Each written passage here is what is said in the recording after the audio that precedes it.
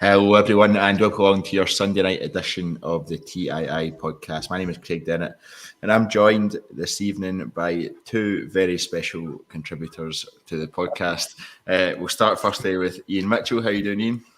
I'm good, mate. Yeah, as I was just saying, that game's aged me a little bit. A few more greys than I had before, but that's just like standard Irish these days. Every game ages this season, to be exactly. honest. Yes, yeah. But got the win, so, positive start. We'll make a positive start to the pod at least. Absolutely. And we're also joined by Tommy McIntyre, who's wearing his Casimiro tribute jumper. Yeah, I'll be moving into centre back during the pod as well. So yeah, listen, mirror what Ian's saying, but how depends what Sunday you want. Do you want to say, it's great that we've got 3 points, or yet again we don't do it domestically in terms of performance? Let's get into it from there. Absolutely, and we'll probably find that we're saying both, and also that Casimiro should be a starting centre half. But we'll get to that very, very shortly. But Iain, what are your reflections a couple of hours on from when you were at the game? What are your reflections on it? Is it just 3 points and on to the next one?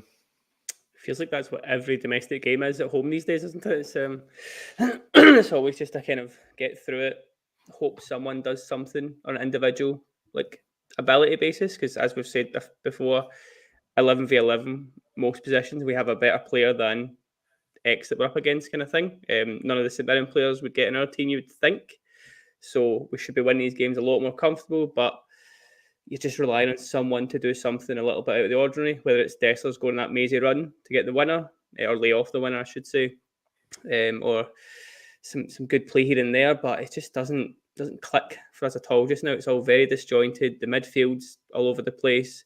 Centre-backs are very ropey. There seems to be a bit more negatives than positives, I think I have to say, from that one yet again. So it's not great, and it doesn't exactly set us up very well for what I'm sure will be a nerve-wracking evening on Wednesday.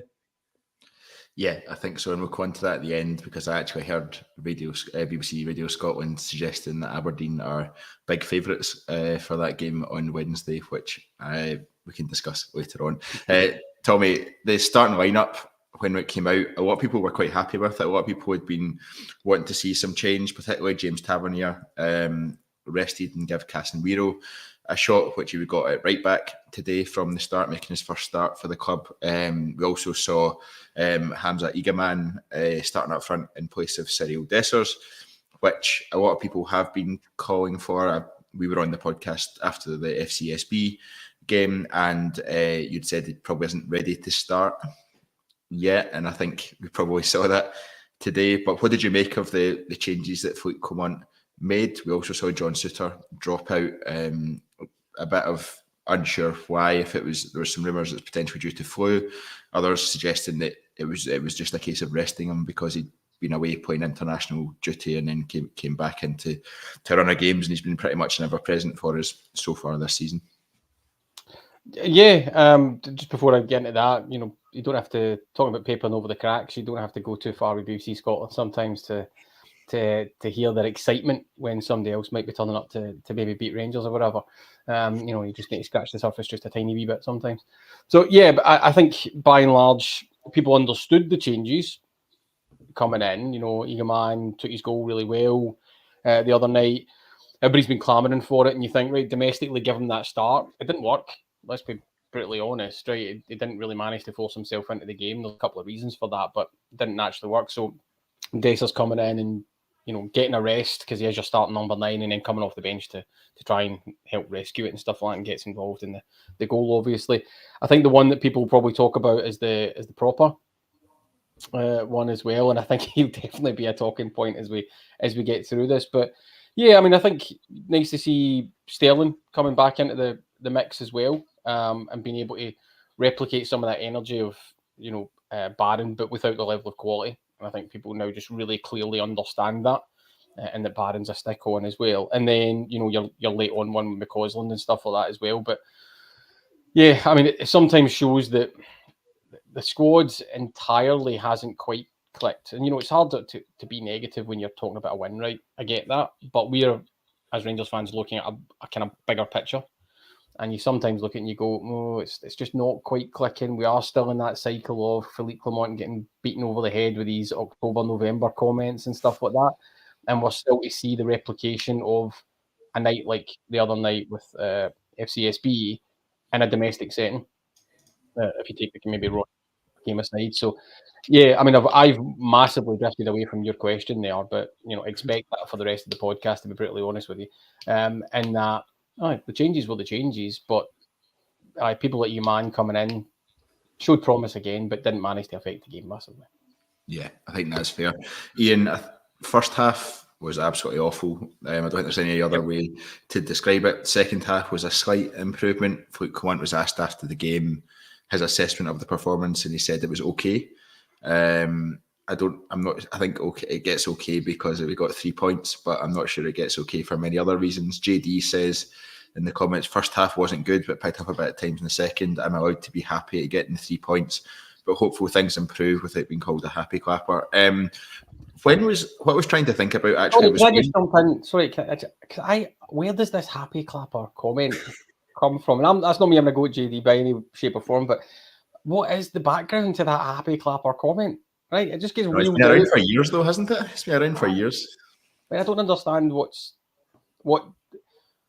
gets you into the happy clapper camp and what doesn't. Right? I need help to make sure that I don't stray into it too far and all that. I mean, I've been called a bold shill before, but which I'm definitely not.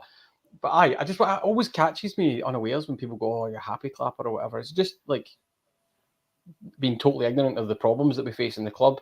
In which case, I'd imagine most of the support are not happy clappers. Certainly those that have banners.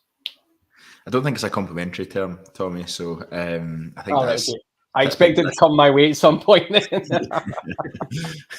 We can make it a middle name. It's fine. I've got enough middle names, to be honest with you. Iain, what I was trying to think about was actually when was the last time that we put together a full 90-minute domestic performance where we performed well, and I was actually really struggling. I couldn't think of it off the top of my head. Ross County potentially, obvious one, is the only one that kind of sprung to mind. But why do you think we struggle to put that performance together? And it tends to be obviously a poor first half, and then they clearly get a rock up their backside at half time, and then they come out a bit better, or Philippe Clement changes something ever so slightly at half time that then allows us to play better. But how frustrating is it that we don't play that way from the start every week? It's just strange. I wish I could put a finger on what it is, but it seems to be a different issue every week in some sense. Like in terms of today, it just didn't feel like the midfield was very involved.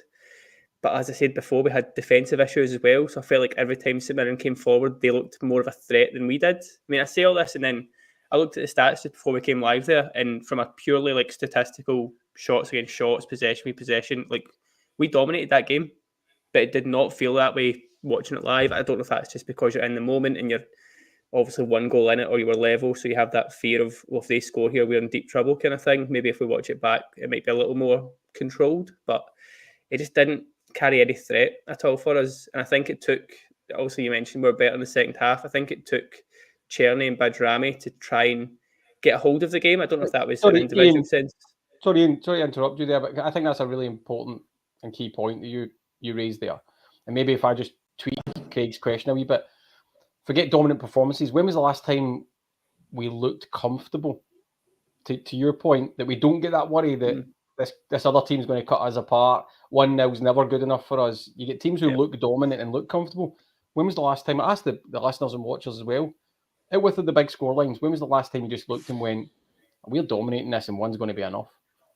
That's the big problem for me at this point with this team, because we never have that. There's always a fear for me that if other teams score and equalise or take the lead, that we are in bother, because it's not as if we're a team that scores 3-4 and then have a defensive mix-up and win 4-1. These defensive issues wouldn't matter at that point. It's the fact that we're always so in the game, and then that comes on to all these other problems about like introducing youth into the game. Like I'm sure Clement wanted to put Lovelace on today just to kind of back up that appearance on Thursday night, but he's not going to do that 2-1, rightly, for me. He's not going to change sort of players, and it means you've got guys like Desslers running at the ground. It's another 90 minutes for Pittodrie. It's just, it leads to so many extra problems, but I just think we're very disjointed. And you listen to Clement after it with the press conferences and stuff, and he mentions how it's a new squad and they've only been in the door a couple of months. I'm getting really fed up of that because it does not wash anymore. Every club signs new players in the summer. You never hear a manager in October going, "Oh, they're still new players." They've been in the door. I think to that as well, lots of clubs, particularly in Scotland as well, seem to have players who can hit the ground a little bit more running. We seem to have this factory.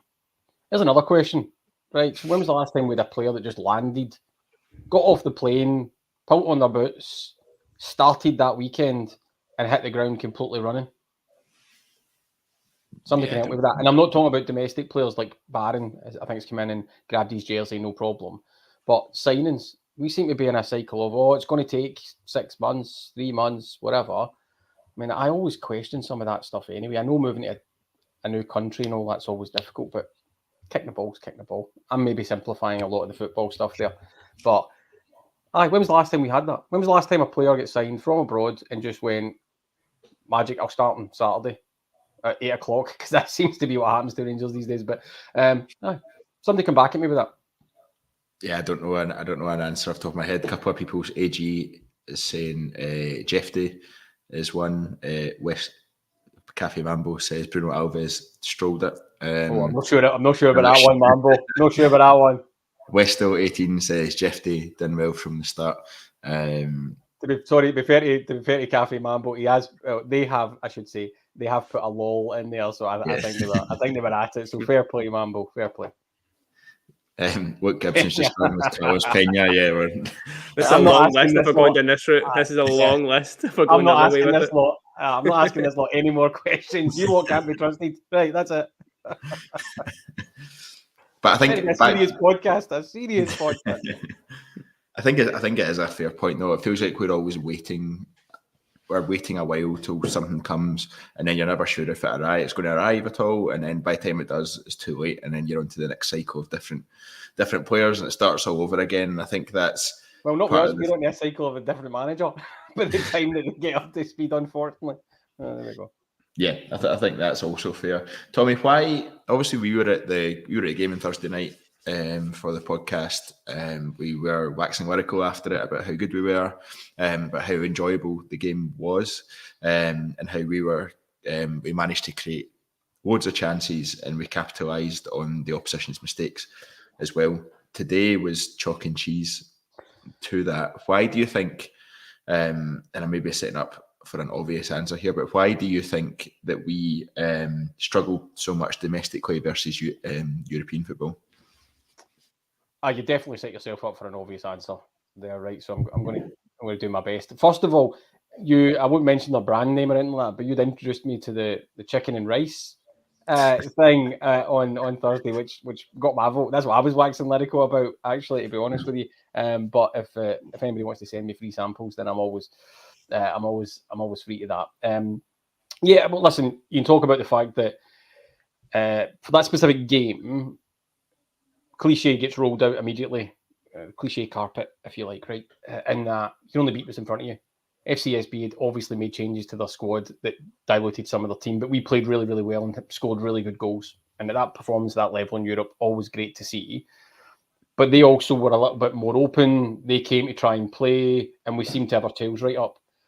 Domestically, you then get, a larger weight of expectation with St Mirren coming. They're going to sit pretty low. All that good technical term that people talk about, blocks and segmentation and transitions and stuff like that sometimes is interesting, sometimes sends me to sleep if I'm being brutally honest. And we struggle, even with the creative players that we've brought in. So then you're looking at, right, how do we mix it up?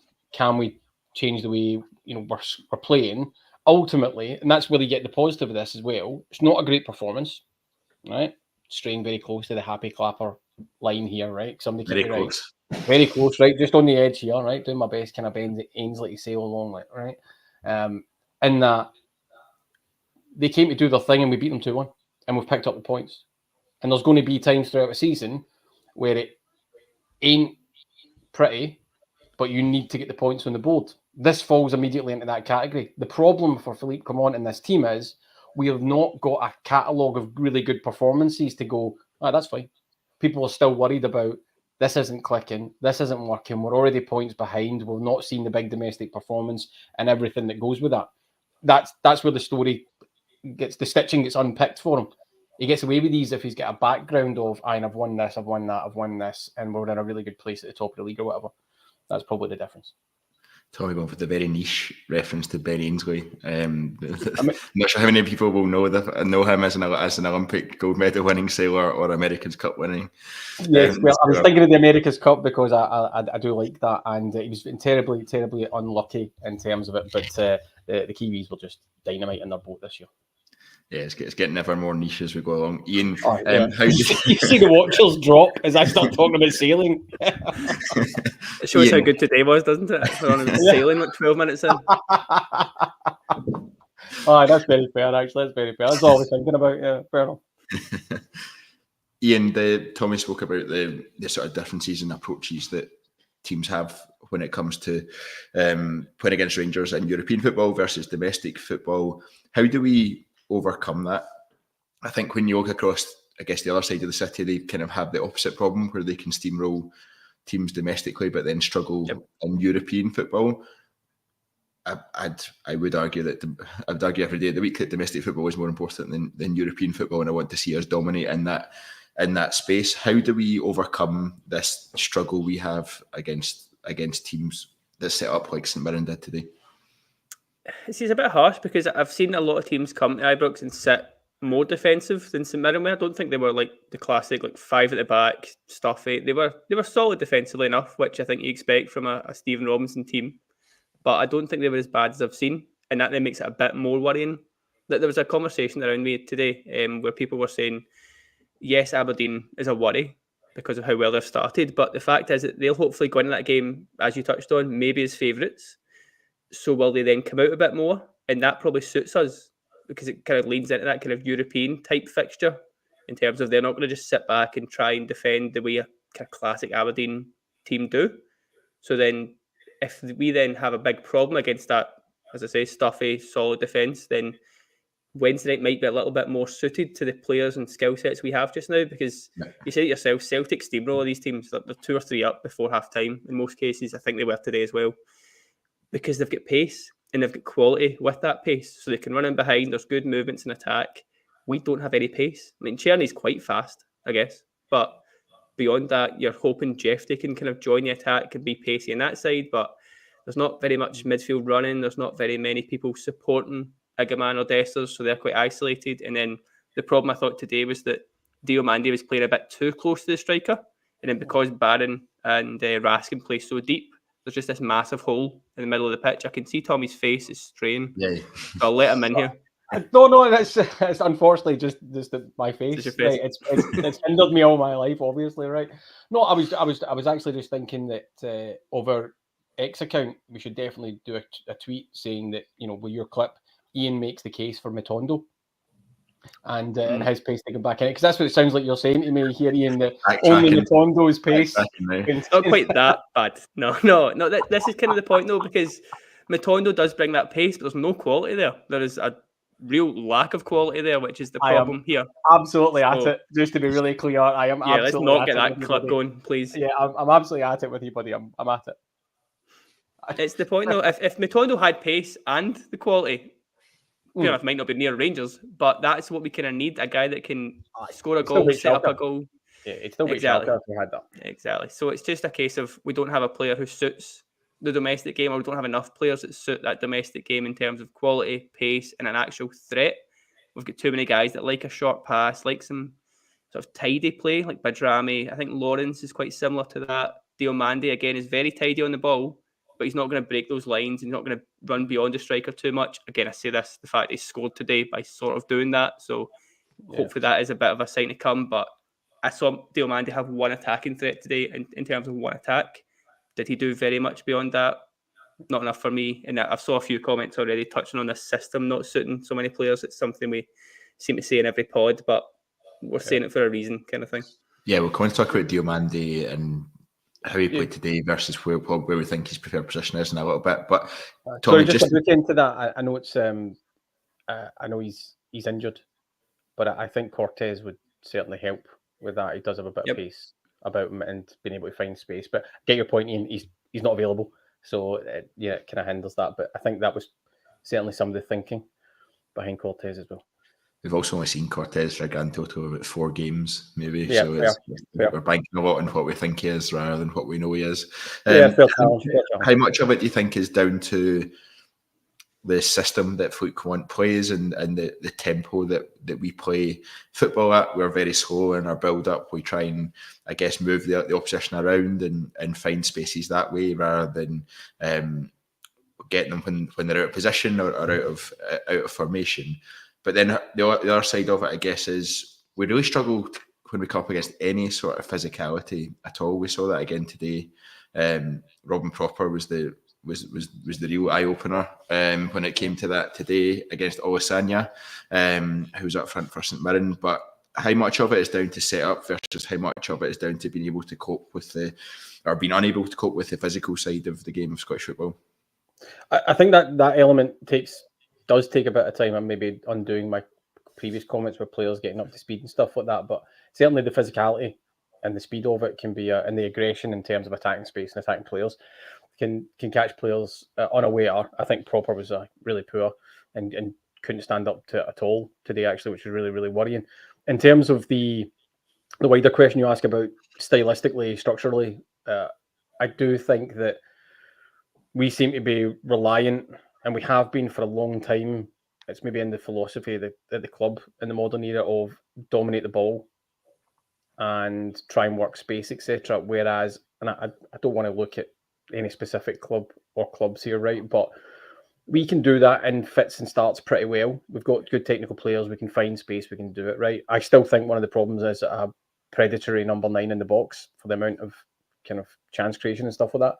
But also if I turn to the technical handbook, if you like, right, for nonsense phrases, the transition, we are pretty poor with that back to front break and cutting teams open with 2 passes, 1 pass, etc. It does seem to be let's go round, let's chap all the doors, let's try and pull them out of position. And you need to do that sometimes when it's a really low kind of sitting defence. I do get that. But it would be nice to be able to see some of the other stuff sometimes, which is, we suckered them in and then hit them really, really quickly. Again, I'm maybe doing myself a disservice here, but I can't remember the last time that we just broke up the park and did that to somebody domestically. If I reference CSB, though, the other night, it was really good. I think Cerny's first one.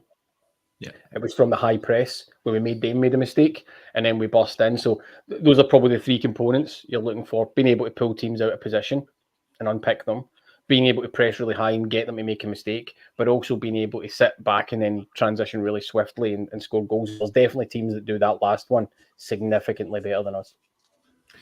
Yeah, I think that's fair. It's also very obvious when you go from European game to domestic football that in domestic football we don't really press in any way. We kind of just let the other team have the ball at the back, and I think how much more joy we'd get if we did press the way we did, and that Philippe Clement made a big part of his post-match interview was around the fact that St Mirren came and they used up most of their energy in the first half, and then they tired a bit in the second half, and that's when we just took charge of the game in his eyes. I'm not quite sure we took as much charge of the game as he says we did, but he felt that we dominated the second half from that perspective. But I want to kind of pick up on Robin Proper. He always obviously substituted after 60 minutes. Today he did not play well at all. He really struggled against that physicality that I spoke about earlier. He didn't know whether to go tight or sit off. He was going between the two, and St Mirren were getting a lot of joy out of him, particularly in that first half. Robert Miller says Proper isn't suited to this league at all. Luke Gibson 97 says we let someone like Lewis Mayo leave. I'd rather him than Proper all day long. What have you made of Robin Proper since he's arrived, and what did you make of his performance today?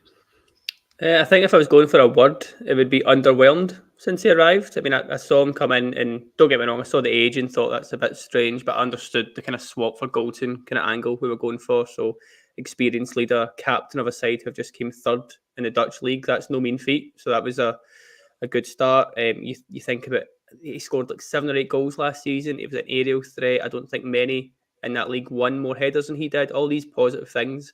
So I thought we were getting this big commanding centre back, sort of Balogun-like in the sense of strong in the air, dominant, powerful. Obviously didn't have pace, but I thought he had enough defensive awareness to kind of work around that. But he has showed quite a lot of concerns to me. I don't feel safe with him at the back, kind of thing. And I know him and Suter had a really good run of clean sheets, but there's a lot of sort of angles in there. The Hibs missed penalty, St Johnson's offside goals, a few moments in there that could have easily ruined that. So fair enough, he got the clean sheets, and that those are facts. You can't take those away. But I feel like today, especially, St Mirren just put a pacey player on him, lumped it in behind, or even just sort of lumped through him at times. There's a couple that he tried to slide and block and just, I don't know if he mistimed it as much as just missed the ball. But they were targeting him, and I think the sub kind of says a lot, because it's quite rare for a centre back to be subbed off after an hour. That's quite a statement, really.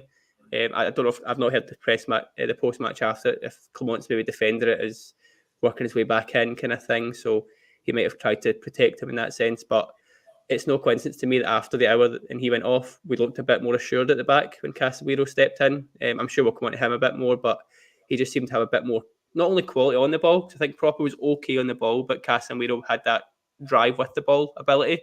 And when you're up against this kind of midfield and defensive block that we spoke about, it's important to have a centre-back who, like Suter, can just run out with the ball a little bit, take someone out of position, and suddenly you've got all these different angles to look at. But yeah, poor from him today, bad in the air. That one where I think it was in the second half, he's just shepherding it out and just, he doesn't even get tripped up, he just gets out muscled for it and starts moaning for a free kick. If there's another St Mirren player up there, that's a tap in and a goal every day of the week. So yeah, he didn't or hasn't, I should say, filled me with confidence since he came in, sadly. Yeah, I think one thing that we probably all knew before today, but definitely saw proven today, was that Proper and Balogun maybe will be the slowest centre-half partnership that has ever existed in the history of football. I think it also showed the importance of John Suter to our defensive setup, and fingers crossed he's back for the game against Aberdeen on Wednesday. Tommy, William Harkins has said here, Balogun is a far more solid defender than Proper. He'd play Sterling at centre half ahead of Proper. I'm not sure I'd do that in terms of especially if it's an aerial physical battle. I'm not sure that's where Dujon Sterling's strengths are. Iain, firstly, before I go to Tommy, why do you think Dujon Sterling? All for it. I've only seen Sterling at centre back a handful of times. Obviously, I think Parkhead is the one that was there for the longest, and just that pace and physicality, I think, goes a long way for what we want in a centre back. Because I don't want him midfield, because I don't think he's anywhere near technically good enough.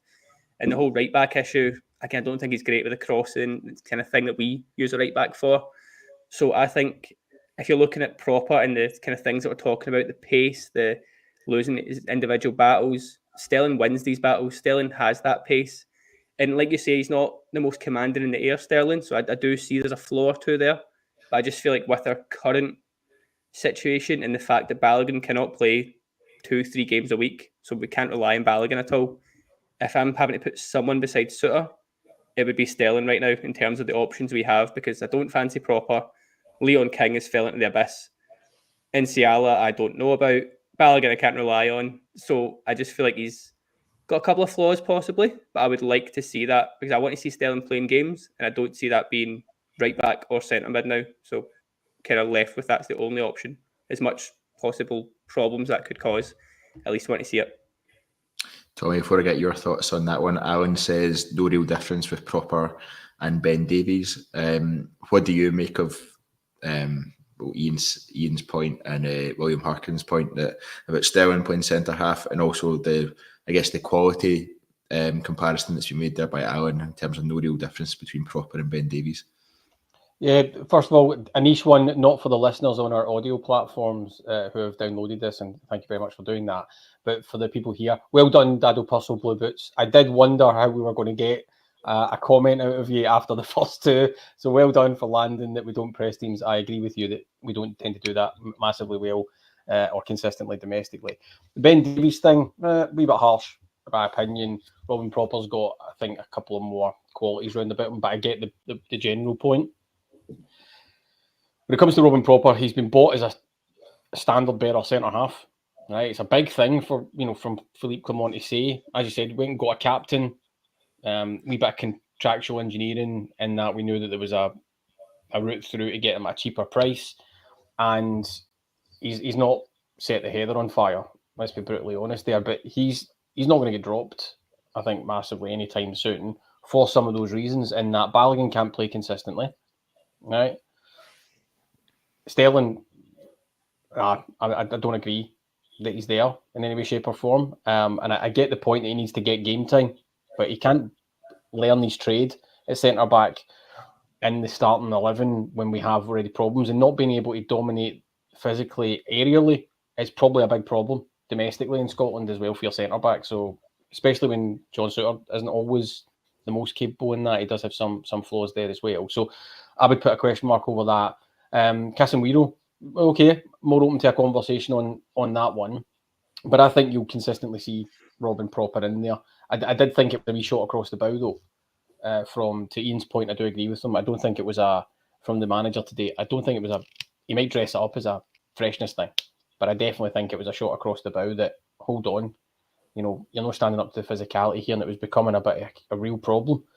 So yeah, Robin Proper, statement centre back, brought in to lead, to work with John Souttar, to give him his experience, to be part of that partnership, and ultimately replacing that post-Goldson kind of gap. No, he's not done that. Pete Goldson was significantly better, right?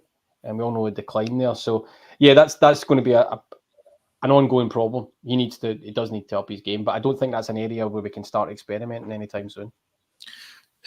No, but in the same breath, I think I agree with you on Casimiro, and in terms of how he played today at centre half, he looks the most promising one there potentially from that performance. But as 30 minutes of one game that he's played there, and I do appreciate that I'm being slightly. I'm playing two sides of the same coin there, and that I'm saying we can't experiment and not give it to Sterling. Ian quite rightly, and the watchers and listeners could quite rightly and say, well, Sterling's played more at centre back for us, or at least the same as Casimiro.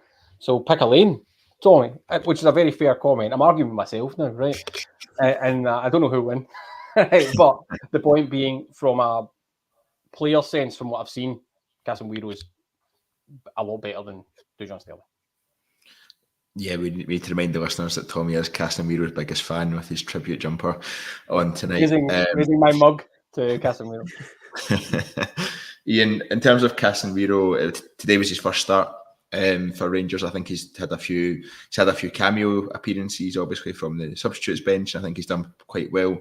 But I thought it was really interesting today. He started at right back with James Tavernier rested. Keen to get your thoughts on that as well. But I thought it was really interesting the different dynamic that he offered us, I guess, by almost showcasing what James Tavernier isn't able to do anymore, I guess, in terms of the overlapping support that he was able to give Václav Cerny down that side, dragging defenders, which then allowed Cerny more space to dive inside and do what he does. What did you make of Casimiro at right back, first of all, and on his first start?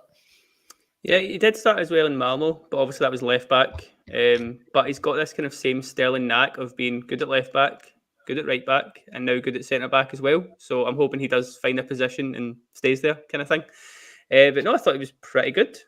Probably close to one of the man of the matches anyway. Didn't do anything wrong. I can remember a couple of loose passes early on, but I can imagine a little bit of nerves in there. Obviously, first domestic start. He has come in for the captain, which is quite a difficult role. You got to think mentally, because fair enough, the fans are a little bit against Tav, it has to be said, but Tav has been a mainstay of this team for 8-9 years, whatever it is now. So that's a tough person to replace, knowing that Tav gets goals, Tav gets assists, this kind of thing. So as soon as the first couple of passes went out the pitch, I did hear a couple of people saying, "Oh, let's get Tav on," kind of thing. So he done well.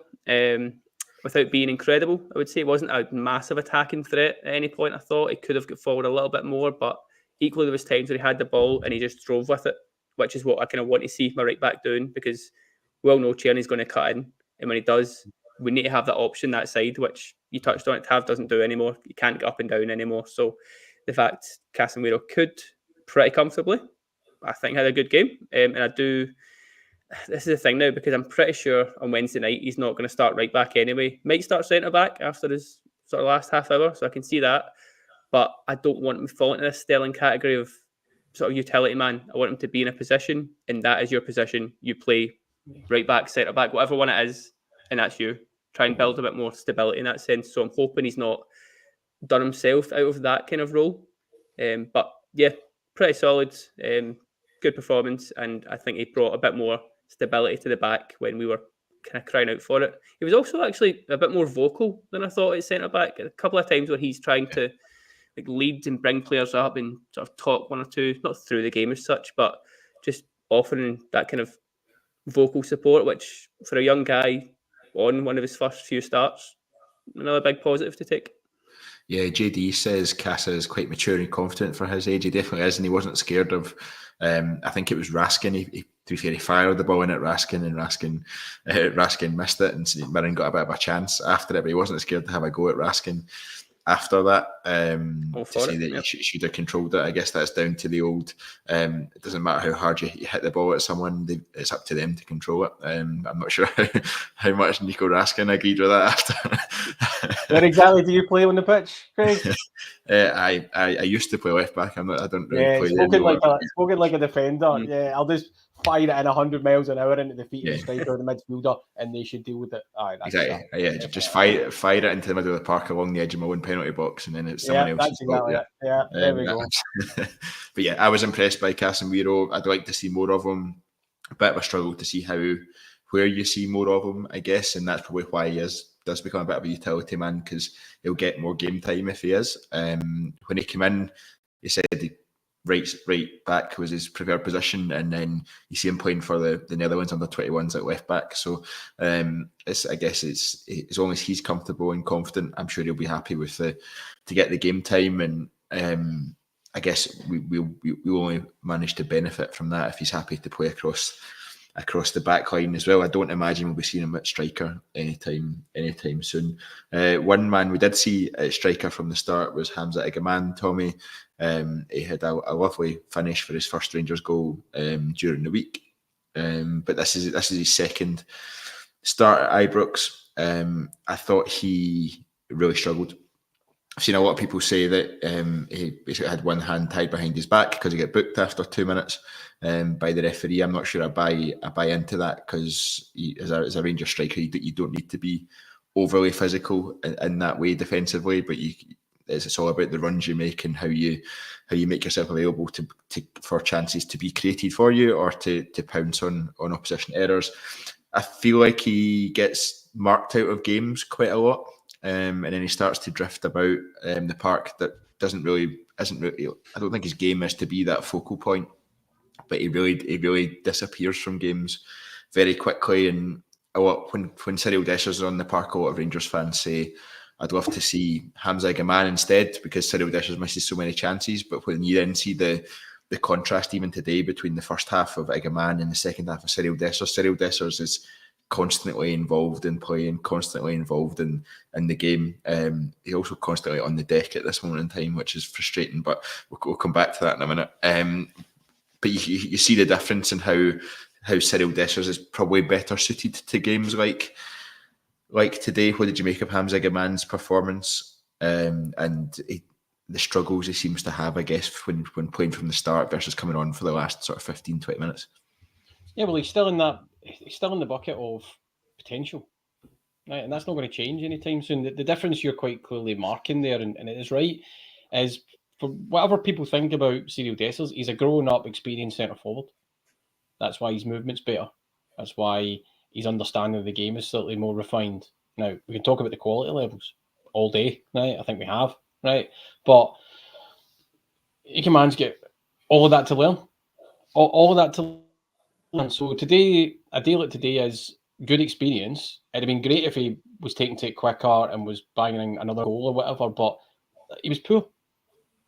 Now, it doesn't mean you're chucking him in the bin. It's fine to say that about about him, right? It doesn't mean that you hate him or anything like that as well. And I know we get right behind certain players sometimes, but it was poor. It didn't work for him. He'll learn a lesson. Coaching team will sit him down and work through that and show him his analysis, all that good stuff. And he'll be working with Cyril Dessers on movement and all that type of stuff as well. And then you're hoping once he gets that his quality starts to shine through as well. We saw a wee bit of that against FCSB when he came off the bench. Some of that progression and development, and we're all crying out for that. We want to see players develop, is getting game time, seeing how it works, seeing what doesn't work, and learning your trade. What we're seeing here is Rangers trying to do that. If you want to take an ultra positive spin on it, what we're trying to do is do it in real time in the first team squad with a young player. We're not sending them out on loan. We're not kicking him into the reserves after a bit of PR and you never see him again. And then he's quietly shipped out to, I don't know, Stockport or Fleetwood Town or some nonsense like this. No offence to both of those clubs, obviously. Right, but I'm sure they're very, very good, well-run clubs. But, you know what I mean? How many players have we seen with real potential that are mentioned, and then 2 years, 3 years later, they just disappear out or they've been released and they've went to, whatever. Right, so that's the positive. But there's no two ways about saying it doesn't work today, and that's not everybody else in the team's fault. Right, he wasn't at it either. Yeah, full stop. Ian, one of the claims that's made consistently is why don't we play two strikers up front? Ryan Stewart makes the point, we have two strikers who can't play up front on their own. Why don't we try something groundbreaking like play them both together? He makes it sound oh so simple. What do you think that would be beneficial for both players? Obviously, that requires a change of system as well. But is it something you'd like to see? I would love to see it, to be honest. But as soon as it doesn't work, that's when people are going to say, why did you try that kind of thing? So it's a kind of lose-lose for Clement. Like, he obviously does see them in training every week. I'm sure he has at one point put the two guys together. They might not link up well. They might not bounce off each other enough. It might just be, as you say, sort of selection issues in terms of who else has to play. Because if you are playing two up front, the sort of subtle change you could make to this team is going 4-4-2. But then you lose that number 10 and suddenly you've got two defensive mids who are very sort of close to the defence, and I don't see that midfield battle being won by many teams. And I don't know, it's one of those ones where I think Diomande does look like a guy who could do with a partner beside him, but there must be a reason we're not seeing it. I mean, I've been on this pod for 2 years or something now, crying out for a 3-5-2 the full time. I've never seen it for a reason. Like, there must be something that doesn't work in that shape, in that formation. So yeah, Clement obviously has his style, his shape, and that is what we play. That's what we're going to play. I don't see that changing at any point at this point. So we're just going to have to get used to it. I mean, the problem for me is the fact we never try anything new, even mid-game. Like, the Kilmarnock one is a perfect example. Like, Clement said at half-time he was fuming, wasn't happy with how we were playing. He's then sent them out the exact same. Again, today's first half wasn't good enough. Fair enough, we get the win today, and he only has changed the striker, but it's the same shape, so why not just try something new if we're crying out for a goal? Like, again, a big thing for me with Clement is the lack of flexibility, whether it's putting a player like Cerny left wing for 10 minutes, seeing how that goes, putting two up front, putting three at the back, all these things that you want your manager to be sort of trying when we're not playing so well, but it's not going to happen now. It's something that I think would have happened a lot more if it was going to, so sadly I don't see it manifesting itself anytime soon. Yeah, Tommy, Iain mentioned there, if we went to 4-4-2, we've got two defensive midfielders, or more defensive-minded midfielders in there, and he's also referring to Nico Raskin and Connor Barron, who played together for the first time in a while on Thursday night and shown up really well, particularly Nico Raskin. I thought both did well again today, albeit we were still quite easy to play through at times, but Raskin I thought was really positive, and he was snapping into tackles, and he gave that physical element to the midfield. But I'm keen to talk a bit about Mohamed Diomande. He got the first goal. He was on his toes, and he managed to pounce on the rebound from Nico Raskin's shot from the edge of the box, which was great. I don't feel like he did much else in the game. I don't feel like he contributed a great deal. He was playing that number 10 role. From what I understand, he wants to play as a number 8 for Rangers. I'm not quite sure he's physical enough to do that, but I also don't think he's creative enough to play that number 10 position for us. Where do you Diomande fit in this team, do you think, or this Philippe Clement set up? Yeah, you feel that way in terms of him not doing a lot more than score today because he didn't. So that's exactly why you feel like that. He didn't really affect the game massively. And he's becoming a bit of a conundrum. I think there's definitely a player there, right? I think he's got talents, but it's not quite working. And whether that's a structural thing that he's not playing exactly what he wants, like you're saying, I don't think the physicality is there either at this point in time, but that can be developed. He definitely needs to. I don't think he's that 10. I think he doesn't naturally seem to have the absolute killer creativity at that end of the pitch that you'd be looking for. And then you're asking, right, so do you want to have three in the midfield of a Diomande, Raskin, Barron, or are you looking for just two of them? And out of the recent performances, Raskin, Barron give us more of what we probably need, which is that physicality, cover the space, read the game, break it up. So yeah, he has to find that level of consistent performance, but he also needs to find a place where the manager is saying, right, you can own that jersey and work through it. Right now, he's kind of falling between a couple of stools. But I definitely wouldn't put him on a critical list or anything like that to be shipped out. I think there's definitely a player there, and he's an asset, and the club certainly think that it can be developed further, and then sold on. He's part of that model. Let's say that new Niels Coppin model. Although I'm pretty certain the model's always been trying to get players to sell on at a profit, but we seem to be rebranding everything. So yeah, and I don't want to sound overly negative with that, but it's pretty simple stuff.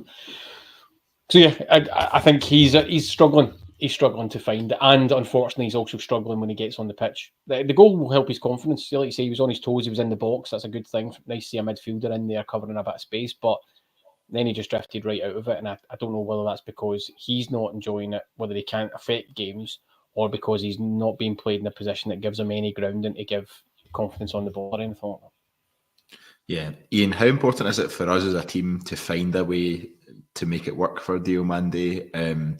Tommy's spoken about there's definitely a player in there. We've seen his qualities from the clubs he was at beforehand. The price tag obviously comes with a lot of promise as well.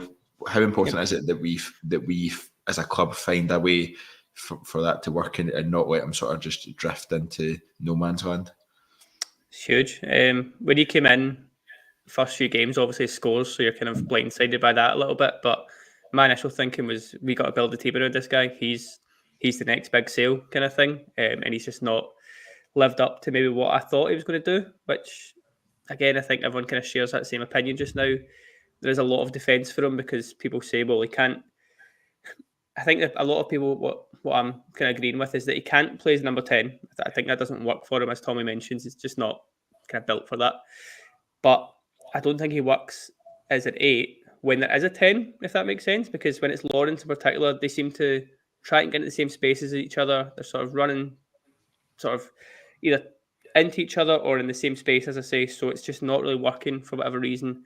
I don't know if him with Bajrami in front might work a little bit more in terms of they might have a bit more fluidity to them, and then you put a pacey left winger beside that, maybe Cortez comes back, we might start seeing a little bit more, but you've got to go with what you see in front of you. He's just not doing enough.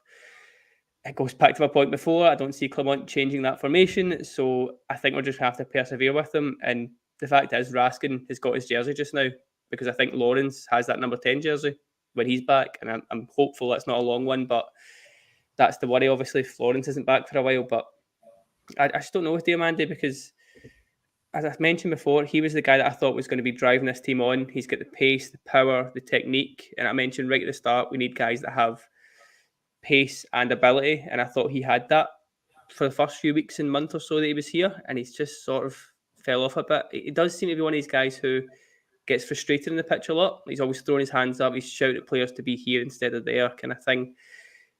I'm not saying that's a bad thing, but he just looks like he's a bit frustrated. Again, it could come from the fact that he hadn't scored since those first 2 appearances. Maybe today will be a little bit of a monkey off the back kind of thing. But I would like to see him played slightly differently. If it's 3 of those guys, I think Ross touched on this before he was away for a bit, having those 3 of Raskin, Barron and Diomande as like a flat 3. And then you've gave suddenly Diomande all this extra space to go forward when he wants. He's got a bit of protection behind him. That could be a kind of secret ingredient to get a bit more out of him. But he's just not doing what I think we all want him to do for that price tag, as you touched on. Yeah, I think worry with Mohamed Diomande, and I've kind of got a bit of a concern about it with Hamza Igaman as well, and is just around, we seem to sign players who are full of promise, play really well at the clubs that they're at beforehand, and then we almost coach any excitement out of them. I don't know what we do, but we almost take away any of the flair, any of the positive abilities that they have, and try and fit them into our system, and it takes away any of the sort of differences that they could bring to the table. And Ryan Stewart kind of picks up on that a little bit as well in this comment, Tommy. Diomande highlights an issue in our recruitment. We sign players and ask them to play completely different roles compared to what they played previously, which is why we wanted to sign them. Is that something that you've kind of noticed or recognise, not even just with Diomande, but with other players as well in recent years? Yeah, there's an element of truth to that. There is an element of truth to that we've tried to take. Don't say it, Thomas. Don't say it. Yeah, okay. Square pegs and put them in round holes. I was desperately trying to say something smarter than that there for a second, but I'll go horses for courses for a while. No, you're right. We do some of that, but you also need to kind of think. If you look at some of those players, again, I'll take Igamani, right? Igamani, whatever. And that he's also stepping up quite significantly quality levels. Right. So in terms of style of play, being asked to do different things by the management team, given different instructions, trying to work that through as well. Sometimes that's what you're seeing. You're not naturally seeing him being played out, being played out of position. He's maybe taking up the wrong positions. And some of that's then pulled apart by the management team. So, for example, against FCSB, it was a good thing. But at one point, he tracked all the way back to the 18-yard box to put a challenge in. Now, that's great, right? And people love that. And there's certain times where that's really important. But I think we were for it up at that point in time. And you're thinking, do I really need my centre forward charging all the way down the pitch and then sprinting all the way back up? So these types of things and developing that maturity again. But yeah, we do have a history sometimes of going, here's a really good 10, really good striker, really good central midfielder, whatever, and then going, right, magic, we've just signed a left back. It's this type of thing, right? Here's some gloves, go and play and goal. So and sometimes that's the manager trying to do something different. Sometimes it's because there's injuries, they're trying to fill in. Sometimes it's because they think we can surprise the opposition by playing this player in that position because they can do something different. It's hard to see it sometimes, though. You think, can you just actually give them a wee run in the position that we spent a couple of million on, just so we can get back to seeing what they're all about and settle the player? So yeah, but that's one for the coaching staff, the management team, and the player to then try and knit together. But we certainly are guilty of it sometimes. There's no two ways about that. Yeah, absolutely right. I'm going to try and squeeze quite a lot into the last 7 or 8 minutes of this podcast. So let's try and fire through these topics. Iain, Václav Cerny got the winner today. He also probably should have had a second one if it wasn't for a great save from the St Mirren goalkeeper. That's 5 goals in his last 4 games for Václav Cerny, which coincidentally just happens to be 4 games since he threw his arm up in frustration at the reaction from the crowd. Against Hibs at Ibrox, Philippe Clement said that's exactly the reaction you want from a player when they get that. Is that, I see both yourself and Tommy nodding in that. I assume that's something that you agree in, how you want all players to react if they come under a bit of fire. It's exactly what to do. The only way that you can succeed at Rangers is by shutting up the fans who complain about you. And we were on this pod, I'm sure I was, saying that I wanted more out of him. I wanted goals. I wanted more attacking threat. He's delivered since that little outburst. So full credit to him, because it's not an easy thing to do. You've come into a new club, new environment, and the team isn't performing particularly well. That's now a few times that he's dug us out a hole. And sort of, maybe not won games on his own for us. That's maybe a bit of a stretch, but without that goal today, it's not as if we were battering the door down kind of thing. And I know Dessers does most of the work for the goal, of course, but he has to be in that position. It's still a quite tidy finish because a few bodies to get that ball through. It's quite cute the way he just kind of prods it in. So like that, but I thought he was good all day today. He was, even in the first half, he was trying to do things, trying to do a little bit more creative play, I guess, rather than just that back to defence, back to centre-back kind of play that most of the team are doing. And as I said right at the very start, I think him and Badrani both kind of thought at one point, right, let's go win this game. kind of thing. And while Vedran wasn't exactly involved in the goal, I think they two were just maybe a bit of a level above any other player on that pitch, if that makes sense, without being, again, outstanding or raving about them too much. I just think they had a bit more quality, a bit more ability, really, which they should do. I mean, these are two guys that have went for multi-million pounds, played at a really good level in one of the top 5 leagues each. These two should be thinking, I'm up against this St Mirren player here, like, give me the ball, kind of thing. Just that arrogance that you want in a Rangers player. But yeah, good goal again. And as I said, he's silenced any critics that he's had so far. So keep doing that. Yeah, I think that's fair. Tommy, final point on today's game before we start to look ahead to Wednesday. And it was actually off the park. The Union Bears held up a couple of banners during the game. First one said, "Your ineptitude is destroying our club. Time for fans to force change." And the second one said, "Worrying about thousands while wasting millions." These were obviously targeted at the board. Do you think it's the right thing to do to have these during games? Do you think that kind of, I guess, putting the pressure on the board and on the individuals at this stage, what we've spoken in podcasts before about the fact that actually there's not that many individuals within the club at the moment because there's so many positions needing filled. Do you think it's the right thing to do? There was a really mixed reaction from fans towards them today. I'm a massive fan of the banner stuff personally during games, but I totally understand it. And people have got every right to do that type of thing. Ultimately, the club's not in a great place. We're still looking for a CEO. We've got an interim chairman. We're not leading at the top of the league. Performances haven't been great.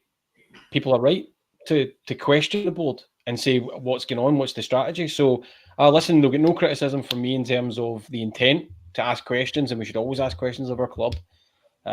Personally, yeah, during the game, not naturally for me, but I won't duplicate. Everybody's got a right to criticise. Everybody's got a right to protest. Everybody's got a right to ask questions of the board. Nobody is above that, and we've seen how that can play out when people do think that they're above that. So fair play to everybody, and it's for the board to appoint, to then come out with a clear strategy, and it's for the manager and the team to keep getting results and put themselves in a place for silverware and win it. And that's the only two ways that noise quietens down. That's it. There's no secret recipe there. That's it. Yeah, I think that's very fair.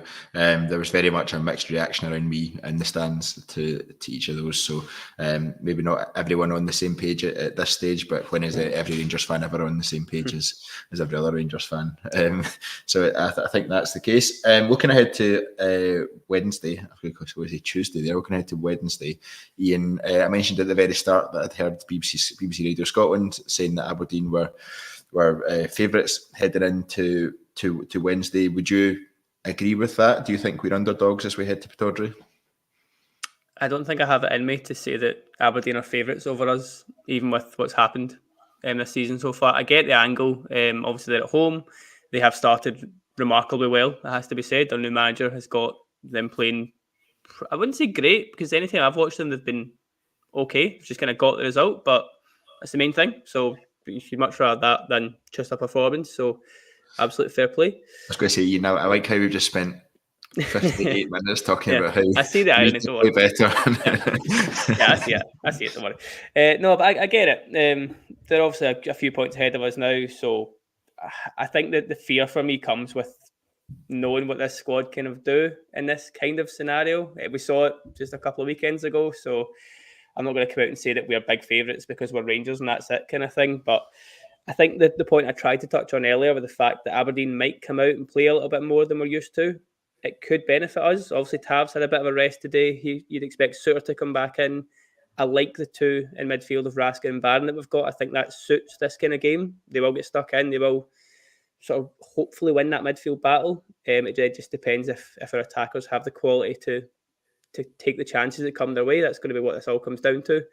So I'm not going to say that we're big underdogs here at all. I don't think that's the case. I think this game will be very close, very defined on which attackers can get the goals and which defence can be more solid. Kind of think it's just as simple as that. And if we come out with 3 points, suddenly the mood all changes here. Because obviously we've touched on today's not been great. Thursday there was good, but it was against a B team kind of thing, people are saying. So the big thing for me these last few weeks was win the 3 games in terms of the league, the Europa League game, the 2 domestic games, and then get to the final of the League Cup. We're halfway to that point, so win this game in Aberdeen, suddenly this narrative, this negative feeling starts to flip on its head a little bit. So it's a huge game for us. Tommy, the positive for me, I think, is that I think Aberdeen will come out and have a go at us, and that tends to be when this team has played better. As we've seen from European performances, when a team has come out and had a bit of a go. We saw the other side of that at Celtic Park, where they just kind of capitulated at that. Do you see that as a positive, that Aberdeen will come and try and go toe-to-toe with us? And what do you think we need to do to win this game? I don't feel like we've been creating a great deal of chances in games recently. Is that a key focus, that actually we need to make sure that when we get into the final third, our final ball is better, our decision making is better, and we're more clinical when we get the chances? Got to be right up for it. All those things about getting up to the Scottish game, the physicality, the pace of it, they'll be right up for it. Their fans will be right up for it. They will be absolutely at it from the off, in my opinion. We need to match that, and then hope that we're clinical, and then hope that our talent and our quality shines through as well. Ultimately, hooker by crook stuff. A bit like today as well. Got to come away with those 3 points. Sitting there, back end of October, looking at, forgetting first place, looking at second place Aberdeen potentially being 9 points clear of you if they win. Well, not potentially, they would be 9 points clear if they win. That's a really toxic place. You're talking about banners and protests and all that. Well, that just absolutely adds to that, quite rightly, by the way, just to be really clear about that. People would be right to be having a go. So it's an absolutely must-win game, and it is definitely in the bucket of, by hook or by crook, come away for Pittodrie with 3 points. None of this point will maybe do. It's got to be 3 points at this stage. 9 point gap, or keeping the 6. I've got to close it. The Philippe Clement, I think, probably needs the win as well in a difficult place to show that there's a growing confidence in this team. They've got to be at it. Got to go for a throw.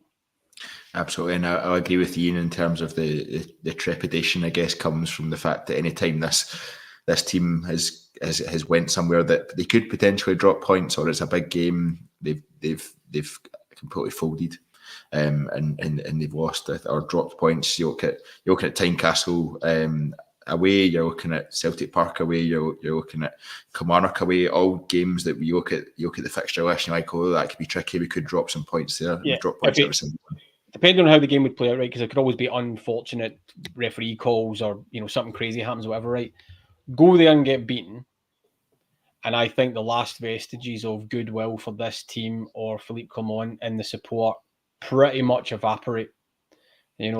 People, to your point, people have got to see this team do something in a really big moment, a pressurised moment, and they didn't do it with closing the gap. Kilmarnock scraped by, got to go there, difficult place, team flying, got to go and kind of end their commentary of where they're going and put a marker down. He needs it. Team needs it. See, on the flip side there, just to try and end on a bit of a positive note, obviously Tommy mentions if we lose, I think everyone's done with Clement, this squad kind of thing. If we win, I think a lot more people are back on side. So it can absolutely go both ways. Yeah, Tommy says the draw doesn't really do anything. That goes more negative, of course, but the win properly gets people back on it, right? Here we go. Let's get back strapped in kind of thing. I think that goes a long way to repairing a lot of the damage that the Kilmarnock game gave. Yeah, I'd agree with that as well. And it can always rely on Iain to end us on a positive note. Thank you very much to Tommy. I'm insulted here, but fair enough. That's probably true. Okay, thank you very much to Tommy and Iain for joining us tonight. Thank you very much to everyone who's tuned in live with us or is listening to us through audio platforms. Always appreciated. Please do, if you've enjoyed the content, drop a like on the video. It helps us massively. Also remember to subscribe to the TII YouTube channel or anywhere you get your audio platform, Spotify, Apple Music, etc. It really does help us, as well as you don't miss out on any of the great content that's coming up over the next few weeks and months as we make our way through the season. But thank you very much everyone for listening. Until next time,